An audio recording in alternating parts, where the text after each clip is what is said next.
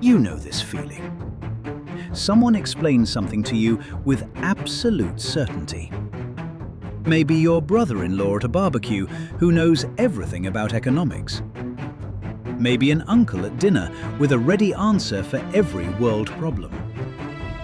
Maybe a friend who took one online course and is now an expert. You nod politely.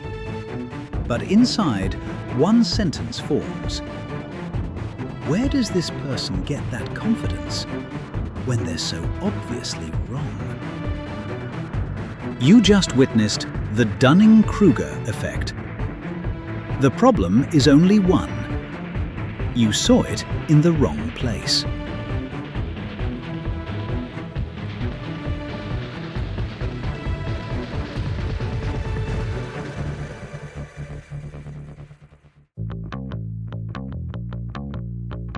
January 6, 1995, Pittsburgh, Pennsylvania. A man named McArthur Wheeler walked into two banks in a row. No mask, no disguise, in broad daylight, directly in front of security cameras. And he was absolutely calm, because he had a plan. Wait, this story matters. Wheeler believed, sincerely, deeply, without a shadow of doubt, that lemon juice acts like invisible ink. That his face would be invisible to cameras. He even tested it. He coated his face in lemon juice and took a Polaroid photograph. He couldn't see his face on the photo. It probably was just a camera angle error. But Wheeler saw only one thing: proof. When police arrested him that same day and showed him the security footage, he was genuinely shocked. But I wore the lemon juice. This story became the foundation for one of the most fascinating discoveries in psychology history. And it has nothing to do with Wheeler being unintelligent. But what actually drove two Cornell researchers to study something so seemingly obvious? David Dunning was a professor of social psychology at Cornell University. He read about Wheeler in the 1996 World Almanac in a section titled Offbeat News Stories. And he asked himself one simple question. How can someone be so certain about something so wrong? He and his doctoral student, Dunning-Kruger, ran a series of experiments. They tested hundreds of students on logic, English grammar, and sense of humor. Then asked each one, rate your own score. Stop. Let these numbers sink in. Students in the bottom quartile rated themselves on average at the 62nd percentile. Their actual score? 12th. They thought they were better than most. They were worse than nearly everyone. This wasn't a confidence error. This was a self-perception error. But if this mechanism is so fundamental, why can't we just catch ourselves and correct it? Dunning-Kruger put it this way: to know that you don't know something, you have to already know something. Competence in any field is really two things at once: the ability to do something and the ability to judge how well you're doing it. These two tools are often the same tool. When you lack one, you lack both. Wheeler couldn't evaluate his own plan because he lacked exactly the chemical knowledge that would have told him it was absurd. The missing tool was invisible. How could he see it? He'd need the very tool he was missing. But here's something almost nobody mentions. What happened with students who actually knew a lot? How did the best students rate themselves? The ones at the very top. Students in the top quartile scored at the 86th percentile. They rated themselves at 68. Experts systematically underestimate themselves. The more you know, the more you see what you don't know. True competence comes with humility, not confidence. Ignorance more frequently begets confidence than knowledge.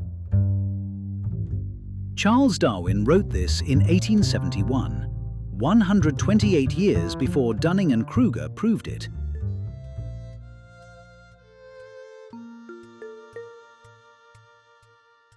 The Dunning-Kruger effect has 4 stages that most of us have traveled through. Stage 1. You're new to something. Every new fact makes you feel brilliant. You sit atop what we call Mount Stupid. The view is beautiful. You take one cooking course and have opinions about Michelin restaurants. You read one article on economics and know how to fix the world. You've been there. I've been there. Stage 2. You learn more. And suddenly you see how much you don't understand. Confidence crashes. You fall into the valley of despair. This is when most people quit. They know enough to see the difficulty, not enough to move through it. The valley looks like a wall. It is actually a passage. Stage 3. If you persist, you start building real competence. Confidence returns, grounded in something real. And finally, Stage 4. Expert. Knows a lot, knows how much they still don't. And that's okay. There is one more thing. One thing David Dunning says every time someone asks him what his discovery means. David Dunning said it plainly. This effect is about us, not them. Every one of us is an expert in certain areas, and a complete novice, blind to our own ignorance in others. You can be a brilliant surgeon and sit atop Mount Stupid when it comes to investing.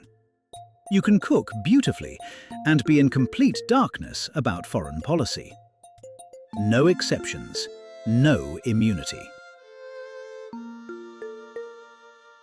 And now, this moment. While listening to the Dunning-Kruger effect, you probably thought of a specific person. Someone concrete came to mind. Someone who does exactly this, absolutely certain about something they're completely wrong about. That impulse, searching for the effect in others instead of yourself, that is the Dunning-Kruger effect in action. Dunning said it plainly.